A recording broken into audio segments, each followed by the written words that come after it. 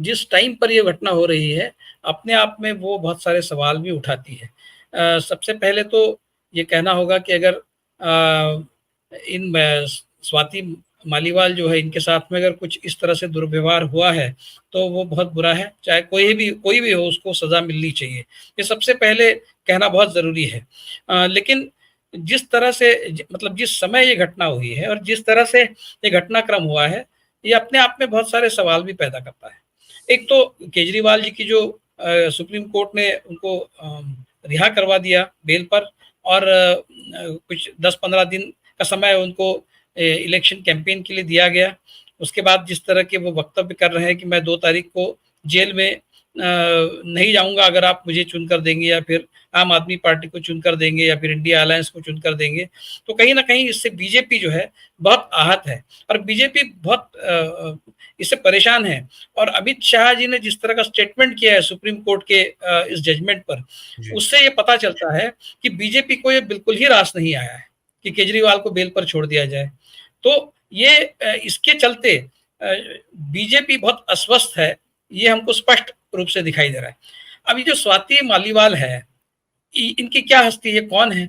मतलब ये राज्यसभा की एमपी है, ये वहाँ महिला आयोग की दिल्ली की अध्यक्ष थी, खुद केजरीवाल जी ने उनको बनाया। ये अचानक से केजरीवाल जी के घर क्यों गई? ऐसा क्या अर्जेंट मैटर था? इसके बारे में कोई क्लैरिटी नहीं है। ये क्यों गई थी, और क्यों उसी समय वो केजरीवाल से मिलना चाहती थी? क्यों बहस कर रही थी? ये भी इन सवालों के जवाब भी लेना बहुत ज़रूरी है। ऐसा क्या मैटर है?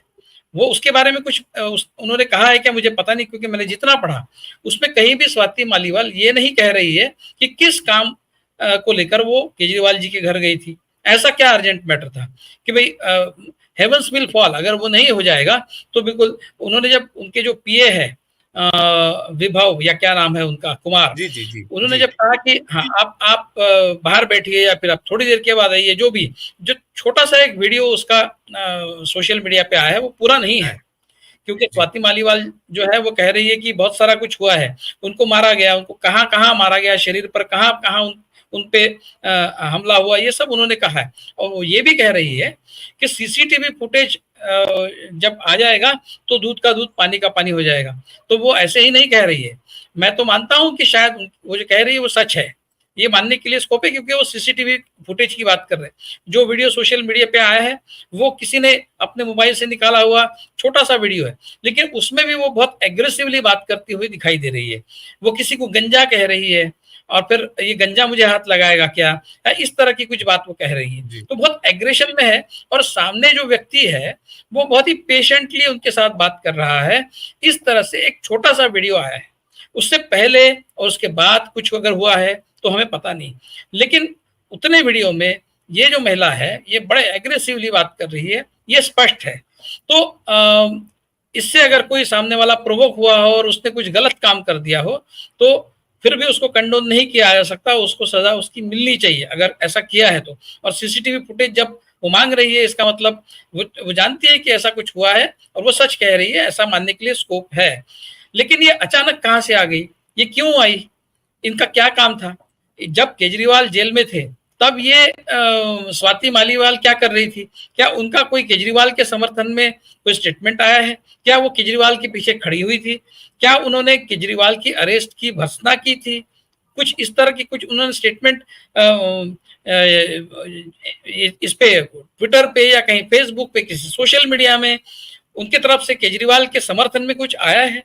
मुझे नहीं पता, इसकी भी तहकीकात करनी जरूरी है। इनके केजरीवाल के साथ में किस तरह के संबंध रहे, क्या इनके और केजरीवाल के बीच में किसी विषय को लेकर कोई झगड़ा था, और वो झगड़ा, उस झगड़े का जो भी उसका जो रिएक्शन हो रहा है वो केजरीवाल के बेल के छूटने के बाद, और जब वो अपने प्रचार में लगे हैं और आम आदमी पार्टी का जो फॉर्चून है उसको, सैगिंग फॉर्चून को वो संभालने में लगे हैं, ऐसे समय में ये महिला वहां जाकर इस तरह का एक बखेड़ा हो जाता है, तो इसका स्पष्ट अर्थ है कि इसमें कहीं ना कहीं कुछ सिर्फ दोनों के बीच में जो कुछ भी तनाव, तान तनाव है, जो भी है, झगड़ा है, उससे उसके अलावा और कुछ है, उसके अलावा भी इसमें कुछ है, इसमें कोई शक नहीं। बिल्कुल बिल्कुल। केजरीवाल जी चुप क्यों है? संजय सिंह जी ने तुरंत प्रेस कॉन्फ्रेंस लेकर रिएक्ट करने की क्या जरूरत थी? क्या केजरीवाल जी ने उनको बताया था कि आप प्रेस कॉन्फ्रेंस लीजिए और क्लैरिफाई कीजिए? ऐसा तो होता नहीं कि किसी पार्टी का जो प्रवक्ता है या फिर जो भी है, नेता है कोई, जो तुरंत रिएक्शन दे दे और पार्टी का जो नेता है वो चुप्पी साधे रहे। ऐसा तो होता नहीं है।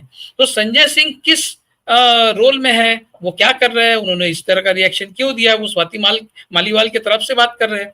ये सारे बहुत ही रहस्यमय बातें हैं। जैसे जैसे ये मामला आगे बढ़ेगा, इसमें से कुछ तथ्य सामने आएंगे तो हम कुछ कह पाएंगे, लेकिन इतना तो हम कह ही सकते हैं, अगर उनके साथ में दुर्व्यवहार हुआ है, मारपीट हुई है, तो ये तो बिल्कुल ही हजम होने वाली बात नहीं है। चाहे वो कितना भी एग्रेसिवली बात करती हो, उन्होंने किसी भी तरह की बात की हो, आप उनको हाथ नहीं लगा सकते, इसमें कोई शक नहीं। अगर आपने उनको हाथ लगाया तो आपको उसकी सजा मिलनी चाहिए। ये कहने के बाद मैं कहूंगा बीजेपी जो है, बीजेपी को तो कोई मॉरल राइट ही नहीं है। कठुआ का कनुप्रिया जी ने मेंशन किया, कठुआ में तो इनकी समर्थक एक महिला है जो बड़ी लेखिका है और किसी समय में टीवी एंकर थी। उसने तो किताब लिखी है कि कैसे कठुआ का रेप ये एक फेक मामला है, उसमें ऐसा हुआ ही नहीं है। इस तरह की किताब लिखी है। इस हद तक ये लोग जा सकते हैं कि इस तरह की किताबें लिख सकते हैं कि ऐसा रेप ही नहीं हुआ। और यहाँ पर स्वाति मालीवाल के इशू को लेकर इन्होंने ऑलरेडी तहलका मचा दिया है। और बाकी तो मणिपुर वगैरह हम सब जानते ही है किस तरह से है। राम रहीम संदेश खली में भी सामने आया है, जो चीजें सामने आई है वह कैसे फ्रेम करने की कोशिश की गई। जी जी। और राम रहीम का मामला देखिए, वो तो कन्विक्टेड है, उनको पैरोल पे छुड़वाकर उनसे ये अपना कैंपेन कराते हैं बीजेपी वाले, और ये लाज शर्म की बात करते हैं। इनको क्या अधिकार है? और ये जिस मातृ संस्था के ये ब्रांचेस है इनकी, ये सारे, वो संस्था है, वो स्त्रियों के बारे में क्या सोचती है? मोहन भागवत जी का स्टेटमेंट था एक 3-4 महीने पहले की या पिछले साल की बात है। वो कहते हैं कि स्त्री शादी ये एक कॉन्ट्रैक्ट होता है स्त्री और पुरुष के बीच में, जिसमें स्त्री जो है वो घर संभालती है और पुरुष जो है वो पैसा कमा कर लाता है।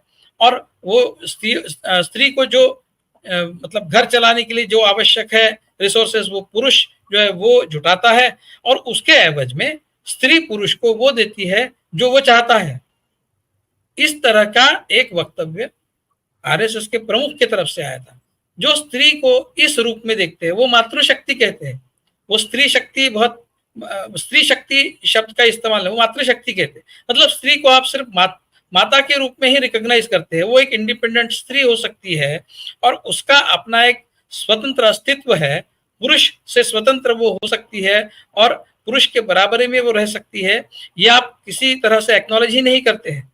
आप उसी मनुस्मृति की छत्र छाया में बड़े पले हैं और उसका आप उदात्तीकरण भी करते हैं, ग्लोरिफिकेशन भी करते हैं कई बार कि नहीं मनुस्मृति में तो बहुत अच्छी बातें भी कही है, आप सिर्फ बुरी बातें ही देखते हैं, मनुस्मृति में बहुत अच्छी बातें भी कही है।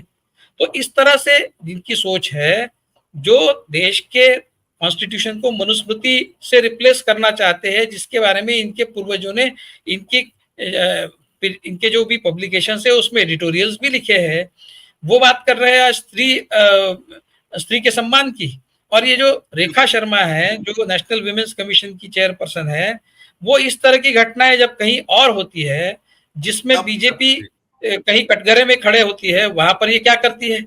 ये क्यों चुप्पी साधती है? आज बड़ी बड़ी बातें कर रही है ये, तो ये किस तरह की अधिकारी है? इसको तो तुरंत निकल देना चाहिए, क्योंकि अपनी जिम्मेदारी का एहसास इस व्यक्ति को नहीं है।